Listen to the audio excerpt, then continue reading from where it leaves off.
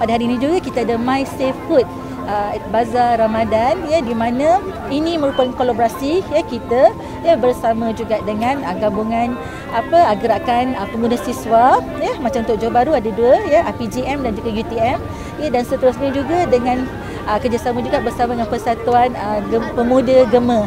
Tujuan My Safe Food ni, ya, untuk memastikan mana-mana pengusaha nak mengelakkan pembazaran makanan, terutama yang masih lagi makanan yang elok tetapi tidak dijual. Akan ada sukarelawan, ya, pada hari ini dalam seluruh untuk satu Johor lebih kurang 150 sukarelawan yang bersedia, ya, untuk menerima semua makanan ni. Kita packing dan kita hantar kepada semua, sama ada institut pengajian tinggi, asrama mereka, ataupun ke masjid-masjid dan surau, atau juga kepada mana-mana golongan yang kurang berkemampuan.